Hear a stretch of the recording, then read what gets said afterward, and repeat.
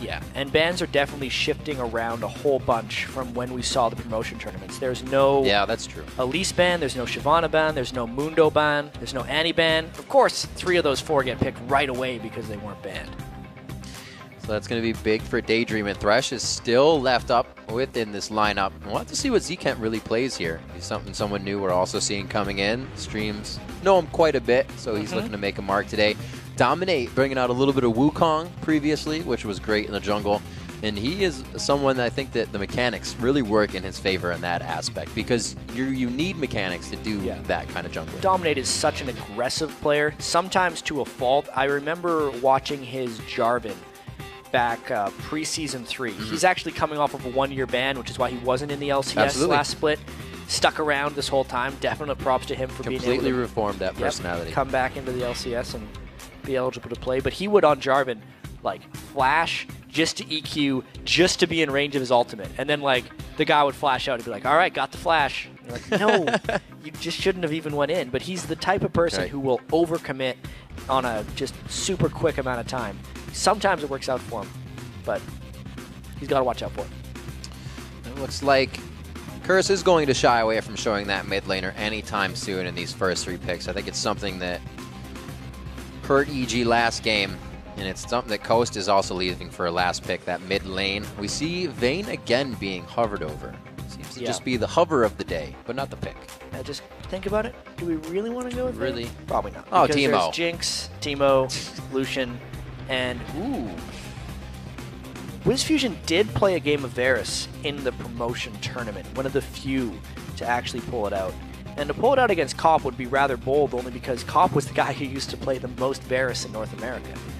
I would have liked the pick because they already have a bunch of damage coming out with Shyvana. We'll see if they end up going with it. I like this as well. This is pretty much the first split of LCS, bringing back Nidalee a little bit. We haven't seen her too much at all. It became the poke game of Nidalee, of Xerath, of Varus, going on what they call the Legolas Varus. You go for the quick Last Whisper, Bloodthirster, and just poke people out. So they're really switching up the strats to be used in this meta. I want to see what Curse comes back with, because they get to pick their 2 solo lanes right here. They no longer have Jackie in the middle lane. There's no I Jackie. wonder if they're going to do the Trundle Yasuo thing that we saw yesterday. They need a top European laner. Challenger. That would work quite well. Trundle can lane against Shyvana, and Yasuo can put the displacement from a Trundle pillar, which is absurd to me, but it absolutely works. And let's see what they choose to go with. It could be Mundo. Boy just seems like he wants to play Yasuo mid, no matter what. He's a fighter. It's not a Kali, it's Yasuo. We'll see what he locks in. You said the Katarina could be a choice, but with this team, it doesn't look like people are going to be squishy enough towards the end of a fight to get the resets that you want. Yasuo does get locked in with that Mundo. It's going to be a lot of hectic and chaotic fighting from these teams. You're going to have Elise, Mundo, and Yasuo just running around in your face the whole time. I got another Yasuo fact. Hit. We want to know it. His E-dash, which is very spammable, is the only dash in the game which will actually get stopped in its tracks by stuns and roots.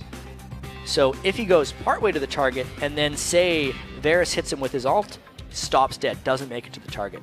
Same thing would happen if he got stunned by Annie. Other move blocks would take him directly to the target and then stun. No Yasuo. He's different. Interesting. Definitely changed the style of play. Looking at the other side, it does, besides Annie and Varus, looks like he can kind of dodge around that. But those are the 2 he will want for this fight. Could be a top laner or a jungler, depending on where they want to go. Oh. Trundle is really good against Mundo. For their own. Yeah, let's talk about that a little bit, because Trundle isn't something we've seen since the Rain Man. No. Same with Teemo. So Rain Man should definitely be in Season 4 of the LCS. But really, right here, the reason Trundle's good against Mundo is Mundo's early laning phase is very weak. His only goal is to stay alive and farm. And Trundle is extremely close to outscaling him because he can steal resists, and he also has a fairly weak laning phase, and then offers more utility in team fights because of his spammable pillar. I love this pick against Mundo, and I'm glad we're seeing an appearance. It already happened once in Europe, and now North America's doing the same. Now, that lane, it helps, but does Trundle synergize with this team, with what they have actually brought? With the Shyvana coming in, Annie, are they going to have what it takes? Because there's not a lot of lockup in that fight besides your Varus and your Annie to come in. You know, honestly, we're going to have a quick remake right here, but Trundle, to me, back when I used to play him, works with pretty much everything as long as the enemy team doesn't have too many dashes. Because if the other team is just trying to run away from you for the most part, the pillar alone is enough catch for almost your entire team. Right. So it works with crowd control because you're just stacking a whole bunch on top of itself, and it works without. It has to do with the enemy team's lineup. All right, so if you're against a Riven, it's not so good. If you're against people that are like Riven is bad against dash and done, then you might be able to catch them. Someone like I think it's good against Galio and Kennen. Like I used to pick it a lot against Kennen Galio. Oh yeah, those were bump, things. Also because he has the large amount of CC reduction and he could just like run right through that stuff. But it's an interesting choice. We'll have to see it's the way they use it. You can kind of see behind us what the lineups are. It's the first time we're going to be seeing Elise coming back in here. It's a champion that Odd1 used to get the Challenger when he did. Jungler that's making not a huge comeback, but a little bit of a resurgence due to the early game aggression. Yeah. But it's also being banned out, so that's another reason we're not seeing it. Elise was extremely banned in the European LCS. I believe second most banned behind Kassadin. And, you know, being able to get that for I Will Dominate will be good, although it's extremely easy to overcommit on Elise. You just repel in, and you say, oh, God, what have I done? That happens. You try to go back behind the first turret, and you realize you're a little too deep, and especially that's going to be against a Varus and an Annie. You don't want to do that Annie in the early game. We'll have to see. I like the point you made last game about Trinkets being down for the early part of the game and that being such a pivotal time to be used for aggression. Hope we see that sometime. Exactly. Trinkets have that early cooldown at the start of the game. It gives teams time to make it all the way into the enemy jungle, set up shop, and unless a support buys wards right at the start of the game and puts them down to preempt invades, you're not going to see someone running through there. Now, with that being said, you need a lot of level 1 catches. Yeah. The team that would be invading in this one would be Coast because they have the Annie who can charge up her stun on the fountain. Get there quick. They got enough to get through the jungle with Burnout and that Nidalee. So let's take a look quick and see who you think will win this next matchup. According to LOLesports.com, 72% of you say this next game will go to Team Curse. Yeah, and while you're at LOLesports.com, click on the tickets link to secure your spot to join our live studio audience for an upcoming game day match set. Yeah, you get to go and check out the taping. It's actually pretty sweet in the studio. Taping. We do it live. Yeah. And then we tape it. Right. Just for posterity. Sure. Did I use the right word there? I hope so. I think that's the wrong word. As they are loading into the matchup, this is the beginning of a new season for so many teams, and we have to remember that as well. To see falter happen, to see teams falter right now, or to see teams do poorly, we've seen that before. And then we've seen some teams come back and make one of the longest win streaks in the LCS. So Spring Split of Season 3, Dignitas was 1-2 on their first week, and then went on a 10-game win streak. It can happen. And that was broke by Curse. That was a crazy season. Curse started the season with an 8-game win streak. Yeah. Cloud9, of course, only lost 3 times last split. That was from start to end. Anything can happen in the LCS race. All right, guys. Game 3 on the day. Curse versus Coast. We are on the Rift, and Yasuo is in game again. So one of those new faces we were looking at is going to be on the match, but both of these teams also sporting some of those new faces as well that we'll go through during the game. Triple Doran Shield already for Curse. You can see Voyboy has it because the auto attack harass from Nidalee very early on in the game is very difficult to deal with. You see teams trying to lane swap frequently to get Yasuo into a favorable position.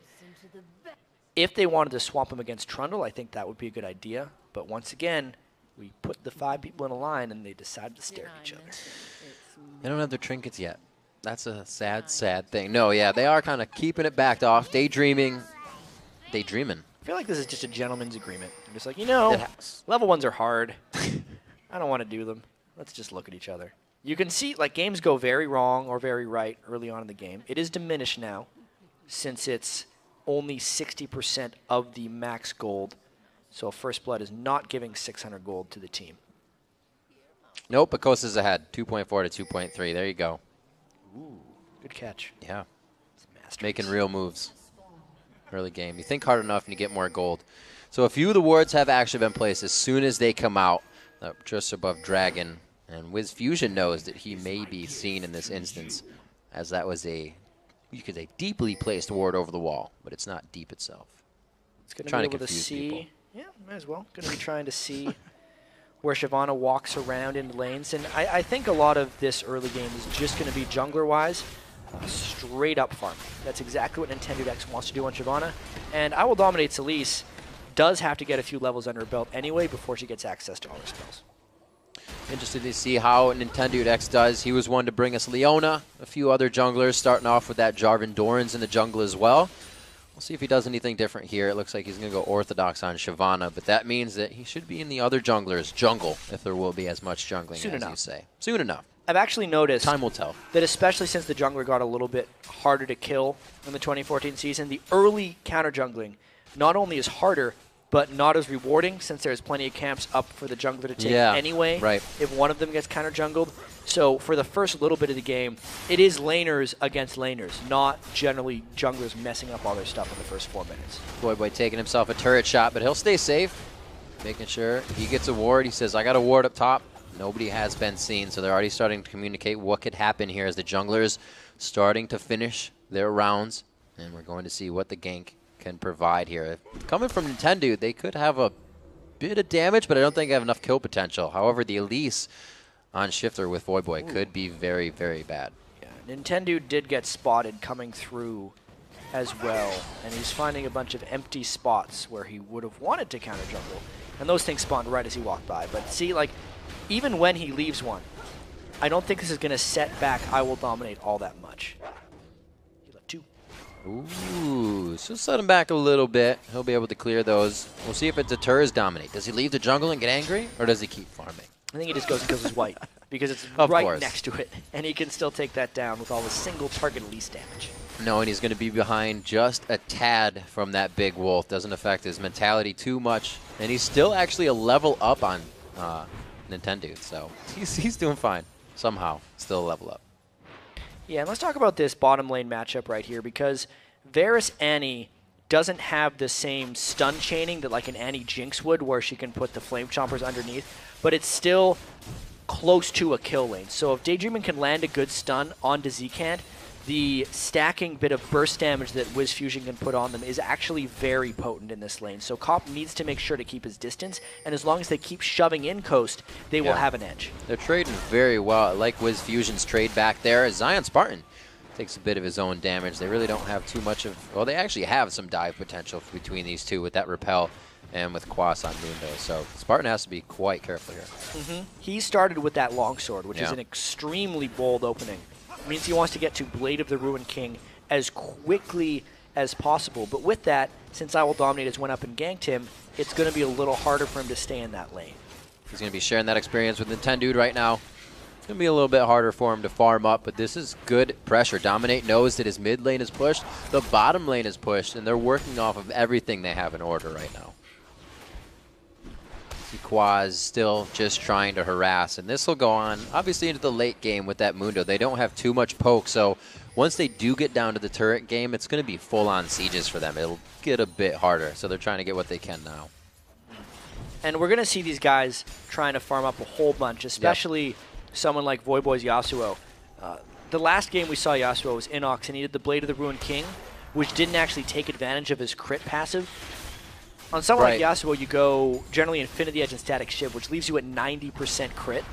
And I can actually see that Voyboy has 5% crit on his rune page, meaning that's almost guaranteed the build he's going to be going for here, because he's trying to hit that 100% to crit every time. Nintendo Dax forced to stay towards this top lane a little bit. We see Shifter on Nidalee, and we've seen Nidalee in a few of the tournaments lately coming out. Some teams not really using her correctly, but what's the way? It has to be for that push, and it has to be for the tower poke. Yeah, Nidalee is generally played in compositions that have high amounts of push potential, and Nidalee needs to snowball ahead in a lot of these games, especially in this situation. It's very close to being a full poke comp here. Shifter gets ahead. Him and Wiz Fusion will poke down using basically both of their Qs, the Piercing Arrow and also the Spear. But then, because they have the Trundle, their disengage is so strong. Curse would try to come in. Back in the day, like Season 1, Season 2, the first few poke comps always had a jungle Trundle. I remember that. Before Trundle was a good enough laner. And now, that looks like what Coast is setting up. It's a full-on poke comp. Bringing back Trundle if he can't be in the jungle, put him in the top lane, and he seems to be faring quite well. They are all even, 42, well, it was 41 to 41 CS in that top lane as they decide to back and get their buys in. You see the Giants belt for Quaz We'll have to see what Zion Spartan decides to do if he goes for that attack speed. Actually goes for a Megatron right away. Yeah, he needs to give himself some of that cleaver resilience. Also, the only thing he's expected to get ganked with is I Will Dominate, who's also doing full magic damage on Elise. That's true. Stop a little bit of that chunk damage on the front end. Dominate. Looks like he'll be pulling down Dragon a little bit here. I thought he was going to clear, but looks like they're just going to clear a pink ward. Very nice by Nintendude. I think it's going to slow down the lanes just a little bit. 200 gold lead is in favor of Curse, but that's just because of what's happening in CS a little bit, as well as in this jungle. Yeah, very slow early game. I think Voyboy has done a good job farming this mid lane and not getting out harassed by Shifter. If he keeps up this farming, he's actually going to be very potent come teamfight phase.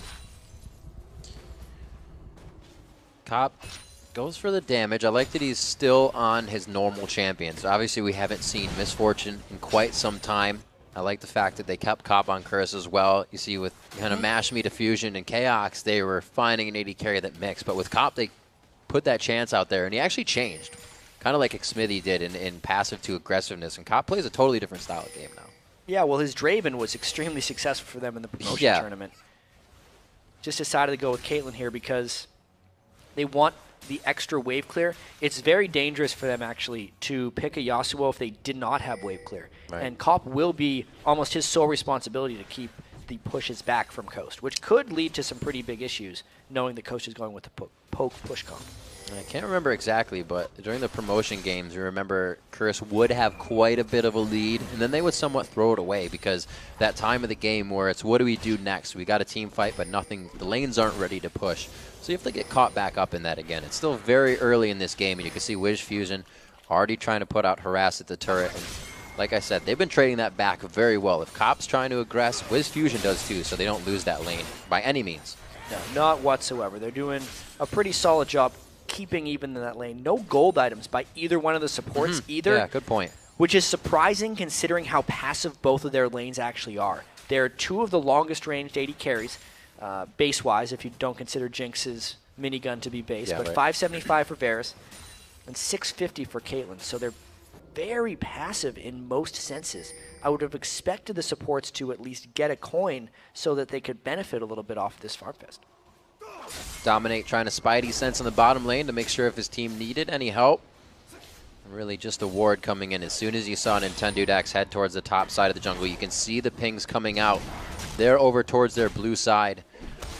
It looks like they're going to keep it safe. Actually, this is just for Shifter to gather up his own resources on the Wraiths and go back into lane.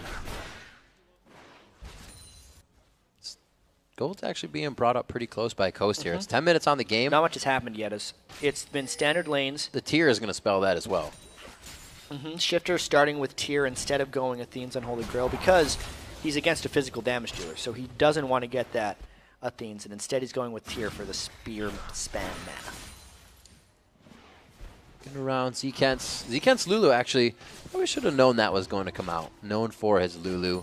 Able to play it quite well. We saw it last game for EG. Wasn't the best of initiations for him. And again, Curse doesn't have an initiation with this team exactly. It looks like they're going to have to force themselves into fights, and that could create a problem.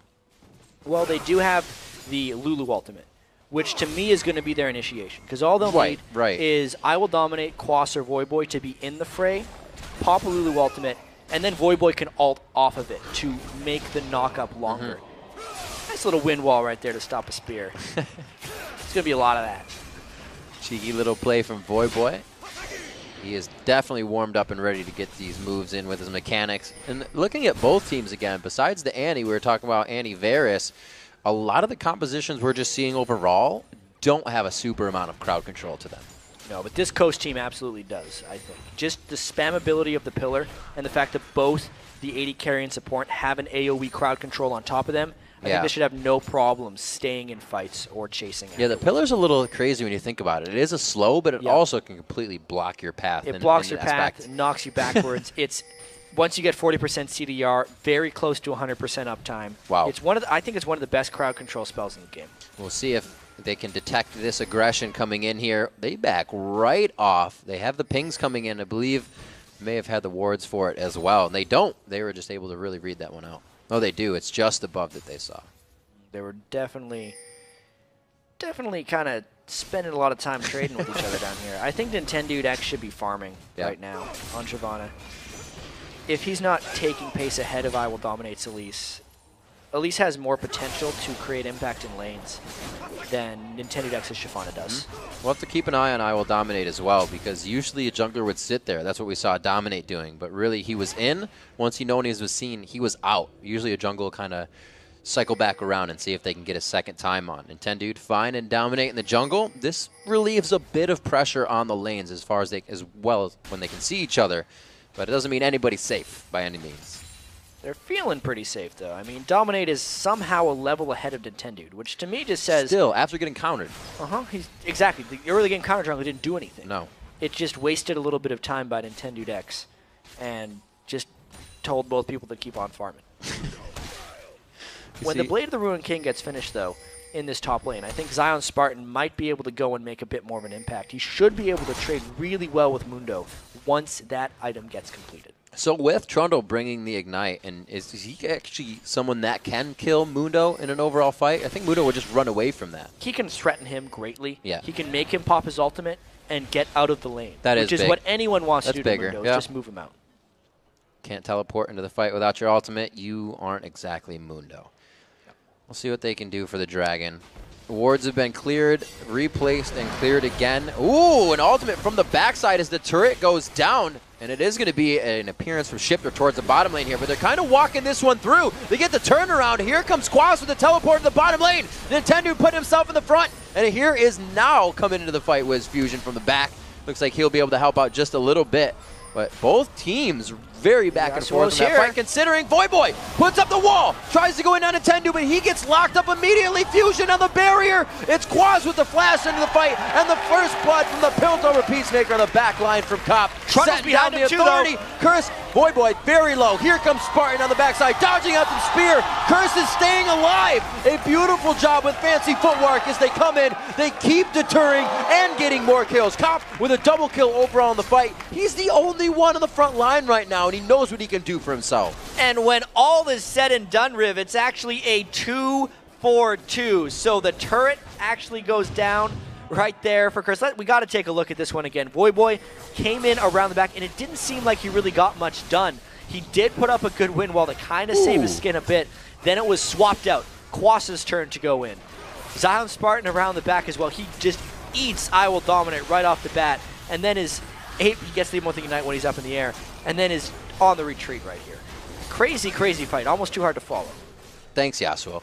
Yeah, thanks, man. Thanks for dashing around so much. So many dashes, jumps, and it really was a great fight. I got to commend both teams as well for, microing in and out the damage that they were taking. Some a little too close. Daydreaming walked in at an inopportune time, and they want it again. They want to say now, with those ults down, if you don't have it, who is going to be able to win the fight? Yeah, but look at Curse's ults. They're pretty much all up at this point. So they would want to get an initiation if they can avoid getting poked out by Nidalee Spears. Easier said than done, though, with the blue buff level 11 Nidalee trying to take down the Dragon. Where is Dominate? Dominate actually coming around from the side. A half-health Dragon saunters his way back into the den. It doesn't look like he's going to get too much attention here before the champions do. Good poke from Wiz Fusion. And as they just completely set up those bushwhacks, those traps right there in front of Quaz, these actually prove very useful because the escape for somebody on the front line is to go back around Dragon, and that'll revision the entire team for you if they're trying to run away. That's why oftentimes people will combo Nidalee with Caitlyn. Yeah, it was just not possible Perfect. this game because Cop had already picked up the Caitlyn. It's too many traps sometimes. Ouch. A lot of poke on both sides here. And with Zion Spartan cheating back up towards the top, it's Curse's turn to come in for this. But they're very vulnerable to a lot of spear poke here. Let's see how quickly they can get that Dragon down. They have a nice front line there. Zika can't jump in. Dominate gets the smite down. A beautiful chain of corruption going into the fight to lock them up. Cop coming up with another kill. He's 3-0 on the game right now. It's going to be Yasuo going down. That's Voyboy not being able to help in the fight. Cop in a bad spot. Can he get over the wall? The Blade of the Ruined King is used. Actually, the ultimate, rather, of Zion Spartan is used. And they are able to crush down, eat, and chew up Quaz on the other side. Oh, and the barrier.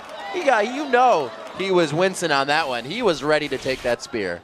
They just about sniped him over the wall. Crazy game so far. Yeah, the very high-level Dragon fight right there because I Will Dominate was able to burst the Dragon down so quickly, and then you wouldn't expect a team like Coast to so readily dive all the way in, since they have very strong poke. But because Trundle got into that fight at the right time, he was able to make a lot of action. Really love the use of Shifter's Nidalee here. He is not a Nidalee that stays on the outside. He will come up and pounce on your face, even in a full team fight, getting himself into danger. So these guys are pushing themselves to the limit here. 4-3, we're getting kills. We're only 18 minutes into the game, and the gold super close here with a turret dropped on each side because champions have been the focus for the last few minutes here. It was a very slow early game, and now we're really picking up the action. Super slow. You can see that Voyboy's Yasuo was definitely getting in the fray in a lot of these fights, but he doesn't quite have his items yet. When he gets an Infinity Edge, he's really going to start beasting people down because he will hit that 100% crit. Another Yasuo fact, actually, is he's the only champion in the game whose crits don't do double damage. It's kind of a fairness thing for his critical strikes. Instead of a crit doing 200% damage, which would be double, it's 180% damage for him, since by his passive he gets double the crit anyway. It's more of a reliable randomness for him once he gets those items. I'm thinking he wants all those crits right now. He's able to get himself out with a little bit of shield there, keeping the flow up. And he'll be able to keep safe as well. They have a siege wave. This should be the turret in their favor, and there's really nothing to stop them in getting it. There's no rotation, and there's nothing being worked on by Curse either. They shouldn't be accepting something like this without something happening. Yeah, Curse is trying to push mid lane, but Coast just caught them in a cycle of going back to base, and it was well played by Coast right there. See if Shifter can scare him off. They have the ward necessary by Wraith for this transition to the top lane, but there is a train of power and pain coming down from that bottom lane. It looks like they do see that they're thwarted off of this, so they slow down the roll a little bit, head back on the defensive side, and they just set up a little bit of a garrison in mid. Let's see if Curse can thwart off this next turret attack. Their engagements have really been on the objective, so if it's not going to be Dragon or a turret, I think Curse is just sitting and waiting. Yeah, Curse might be waiting for that next fight right there. And Zion Spartan still doesn't have his Blade of the Ruined King, but you can see. Ooh. That was a little cheeky. Yeah, well, Quas is not going where he wants right now. So. Nope, not at all. Zion Spartan has control of this space lane. jamming, though. Even with Sunfire Cape and Ninja Top, he just cannot deal with Zion Spartan's power. That's why I love the Trundle against Mundo so much. It's not something that you would have thought would completely just kind of take Mundo out of his element, but sometimes you got to think outside the box, and that's what a lot of the professional players have been doing now. Trundle definitely making a little bit of a comeback here on those early games. Shyvana is on the Mundos, and I don't know, we haven't seen the Yasuo Trundle yet. They work well together, but how is that matchup? Yeah, the Yasuo Trundle right there. What are you talking about? I got a little bit lost, because Yasuo Trundle on the same team is great synergy. Right. No, that's what I was talking about. But how does that match up? Because he can beat Mundo. He can beat Shiv in the early game. So it doesn't work for Yasuo Trundle. Does he have the same matchup? I see. Yasuo would have done very well against Trundle in the early game if they decided to put up that type of matchup with each other. But mainly they just decided not to do that because Voyboy had a good matchup against Nidalee as well. He's actually out-farmed Shifter, and the Wind Wall can block the spears. So it's a very strong matchup in that mid lane. I think he's enjoying that as well, being able to Wind Wall spears. Kind of get that. If you're having a rough game, you just Wind Wall a few spears, get your spirits back up, figure out what's going on. He's not liking this, though. Zion Spartan putting down the pain in the bottom lane. Looks like his Blade of the Rune King. No, it's just a Cutlass right now, so he would have been able to get some slow, but no full engage. So Zion Spartan, he's in a good spot. He's happy with the play so far. Still a lot of farming going on here. I will dominate. Was not able to make any type of early game impact on Elise, which is a bit of a letdown, considering in Champion Select they decided to first pick that. And they're going to need him to make a lot of important initiations since Coast has such a... I feel like Coast has such a strong poke presence, but they just haven't set up any type of poke yet. That's what we were talking about, right? You have the Nidalee. Their fights have been all circle engages. They're not using the spears to poke. They're not using the spears to say, we're pushing this lane. We're going to dictate that it's mid lane. Curse is dictating everything right now. Yeah, Curse, even though they kind of feel like they lost that last fight, are keeping the waves pushed as well as possible. You can see Voyboy now matching up against Trundle. Yeah. And Zion Spartans went so heavily in the defensive itemization right now. He finished his Spirit Visage Yes, cooldown reduction is very good on Trundle, but I think Blade of the Ruin King is even better, and I wish he would have finished that first. Kind of put a little too much worry into the pressure that he was getting from Dominate and Quaz, so maybe their effectiveness worked into his mindset for this game, forcing him into that first, but you are correct. It is hurting him. We'll have to see if he can really put himself into these team fights. They're winning it when they get it, which is very, very good. 2-2 in turrets. They're just not getting it very often, right? That's a 1,000 gold lead, almost 2,000, 1.5. So it's nothing to really worry about for either team, and nothing to really sit back on if you're the team with more gold. Yeah, Voyboy's really close to that Infinity Edge, though. Oh! 650 crisscross gold, poke there. He's not going to be able to get that Infinity Edge before this next fight. This is what Coast needs to do. They need to set up, throw the spears out, start getting Cursed to be a little bit chaotic in their positioning, see if they can get Dragon. They completely gave it up. They weren't in position for it, and they instead would rather take that mid turret. That's what they needed. They think they're going to unlock this, but this is a chase for Coast. If they want to make it, you can't really escape pillars if he doesn't want to let him go. They are on point right now. If Coast can keep doing that, there is nothing you can do in a fight. There is no sustained heal to be coming off of anybody on Curse right now. So they are dealing with that damage, and it sticks. Dominate still trying to take that blue buff with that damage on him, and he's going to have to go back out to this, not into lane. So Dominate just not answering at this point. We're in a strange situation in this game because Coast, they have the Nidalee poke, but they also have a strong amount of initiation. It's a mix between what a poke comp would be or what a really strong chase initiation comp could be. And generally they need to pull far ahead in the game to make that synergy work. But since we're even, they're just kind of doing both. The team fights when they go in aren't all that ideal because Shyvana is diving in with the Nidalee spear. Like, it's not a whole team diving in. They have to preempt their fights with Nidalee poke and then find their way in. Coast has been able to handle a bit of the laning phase here, but as you're seeing, everything on the side of the map is on Coast's side, so Curse is able to find back a little bit of ground here as they're transitioning through the map. 3 kills coming on to Cop. He got those as everybody started to move around out of the laning phases. They got Quaz to teleport in the bottom lane. So the laning phase wasn't the best thing for Curse here, but Coast is starting to be lackluster. We're starting to see a flop in the game. Yeah, absolutely. They're not moving around too much. We're in that stage of the game where the middle turrets are gone on both sides, but since it's a close game, neither team can actually take control of a jungle. And it's most likely going to be decided by one type of big clash. Knowing that Voyboy has his Infinity Edge and his Static Shiv completed is a big spike in power for him. He should be able to have a lot more impact. And if he doesn't have impact in the next fight, that's going to mean a lot of trouble for Curse. That's like falling down the full flight of stairs. There may have been a few stairs to fall down here, but the next one really needs to prove useful. They got to gain all the gold that they have, the kills coming in from at least Wiz Fusion. Get that money back. They're setting up to do just that. Teleports up onto Mundo, but everyone has everything up from summoners to abilities right now. So this next fight is going to be what they bring to the table. Good dodge by Kent there. It looks like they're just working the waves, keeping safety with 6 minions. Trying to aim those spears around the wind walls, not trying to go in on the initiation. Then Zion trying his darndest to get that turret down, just brawling Mundo. He should be ulting him soon if they decide to keep fighting. The fight seems to work until Trundle ults, and then he just steals all of your resistances, and he starts to bash your face in with a club.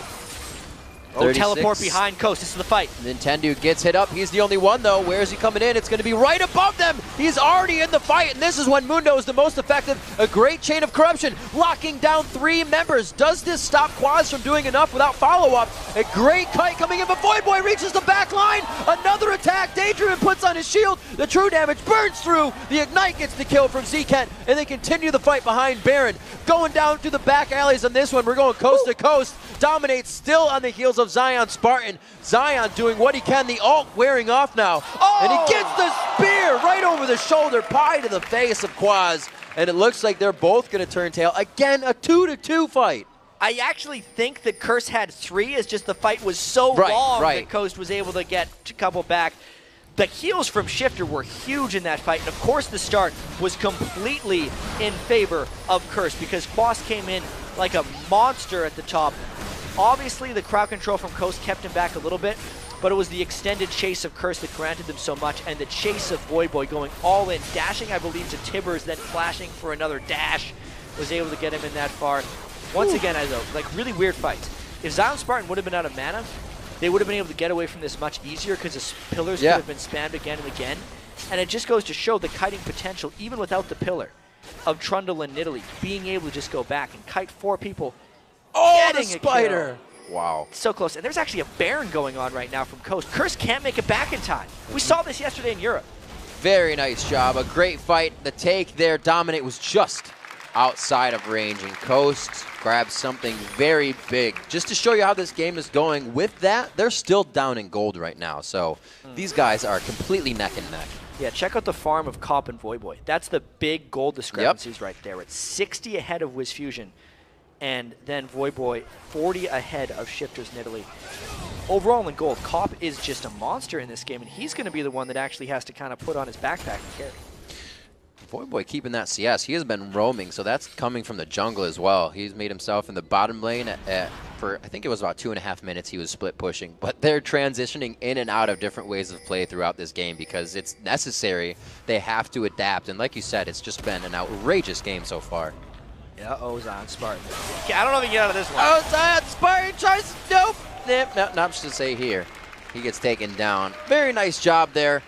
Trundle will not be able to help for the dragon. And I believe nobody's going to get the dragon either because it's down. I really like what Curse did there. When the Baron was taken by Coast, it meant that Coast had no way of getting wards in the dragon side of the map, and Curse would have known this. Therefore, they invaded through that area to the blue buff and knew that someone from Coast was going to be coming by with no knowledge. Because normally when a team has Baron like Coast does, they don't expect a team to 5-man invade their jungle and wait for a catch. Only because of the extended team fight before the Baron, and then the Baron sneak. Any ward that would have been placed in the jungle previously would have expired, and that's why Curse was able to pick up the kill and the dragon, which as long as they can outlast more of this Baron buff, is the same gold traded and nothing lost. Yeah, it's absolutely what needs to happen. The kills, follow up after that. Curse struggled with that a bit in seasons past, but right now they're doing quite a good job, especially keeping this game on par, or both teams keeping this game on par with each other. Like you said, the CS discrepancy is going to start coming in really big, and we've seen the game shift a little bit as Voyboy did get into his fighting phase.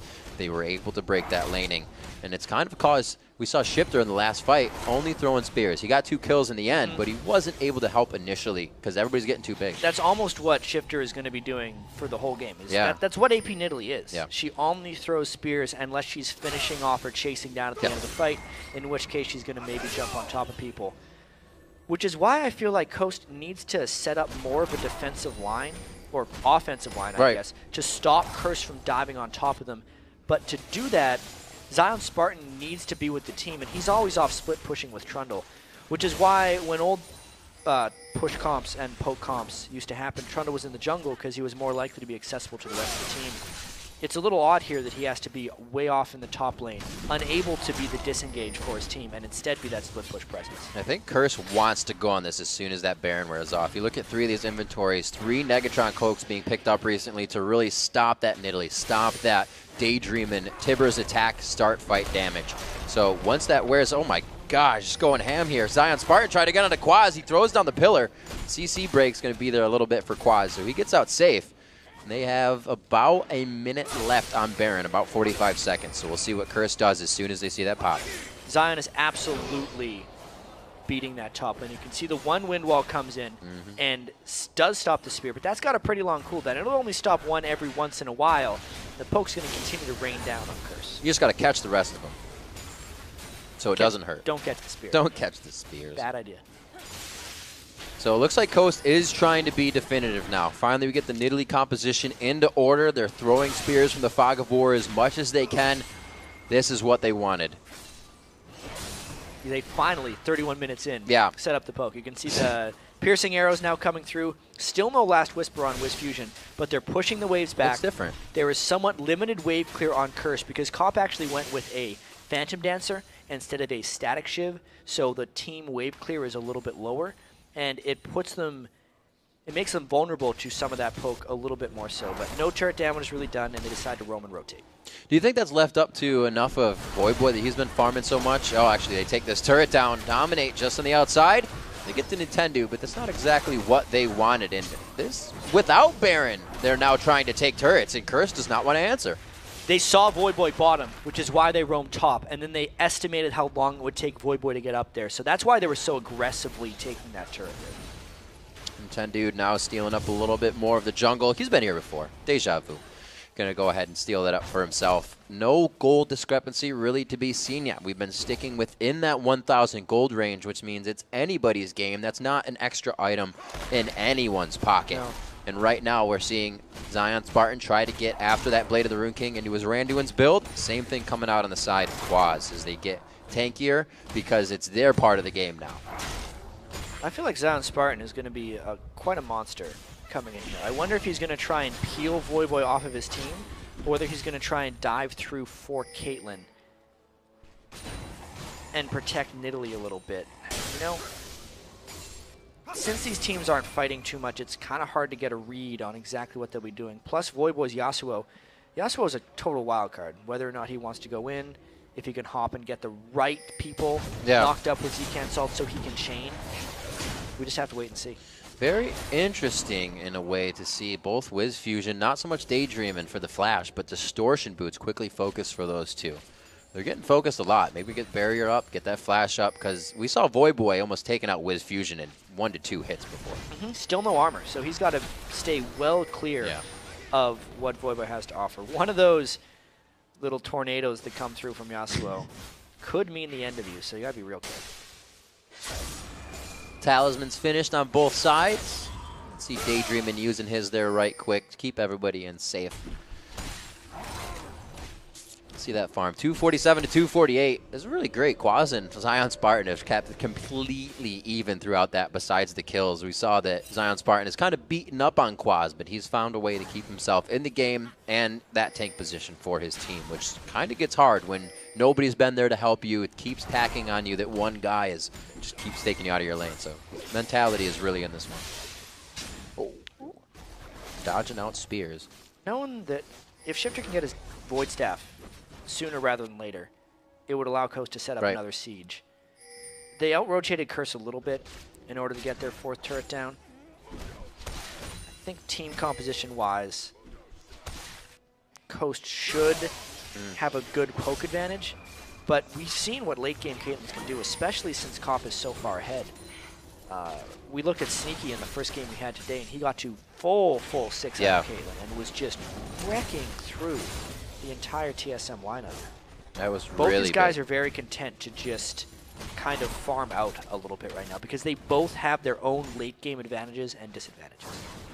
Well, what is Curse trying to do with those advantages? Because it seems like it's going to be, as I said, super hard for them to get under turrets or even push turrets when they get there. Yeah, they're just waiting for Kopp to get to an extremely strong point or Voidboy to finish his last Whisper as well. Yep. And then they're going to be a little bit stronger and have a little bit more target neutrality for what they want to hit. With that Guardian Angel, he can be a little dangerous as well. Voidboy likes to be aggressive, as we said before, so that's only giving him the right to do so. Dragon being taken out here by Zion Spartan. Doesn't look like the team will draw any. Oh, maybe. Zkent says it's there. Quaz is going to be coming up from the bottom. Looks like they may have just set this up for him. No jungler here to have a Smite War. This is going to be... Actually, here comes Shyvana. Nintendo will be there in time. But it does not look like it'll be there. It's a nice little polymorph to stop any type of engagement. That gives Voidboy a quick slip out. It's a lot of Dragon Gold at this point, too. It is. 260 gold per person. There's only 40 less gold per person than the Baron would give. Right. And because they got it checked at the wrong time there, Coast was not able to support. They did a back and forth between Baron and wanted to get some vision control. Now they're going to run over here. But if anything, Rib, this will force a fight. This is kind of scary. Quaz has teleport up. Smites were not used for that last Baron, so this is going to be a 50-50. Balls in the air for both teams on this one. The wards are in as well. They took it down to half 36 already. minutes, and that Baron is looking quite angry in this fight, but Curse wants in a little bit more. Zion Spartan keeps trying to get the pillar out, trying to stop that last. Back, engage the teleport coming into the fight. He stole it. It's going to dominate. Locks it down. He gets a kill on it as well while taking down Baron. Zcant finds a kill. That wasn't even from Ignite. They are putting out all the abilities. They're going to continue this fight, and we've seen what Baron can do to a team when they think they're ahead. It has put Coast even farther behind now, and Quas may not stop this engage. A big heal there could deter him, but he's going to keep going. The ultimate is not even up for him. It's only half done coming up. but he's able to waltz right through. They know the power of their champions and where they're at in the game right now. Just like that, the game completely swings in Curse's favor. A dangerous call by Curse does not work out in the slightest. Getting Baron stolen, and then they completely ran away. One of the last things you want to do as a poke comp, Riv, or at least with poke potential, is corner yourself into a pit where you can't run away. Oh, that was a great cocoon coming out.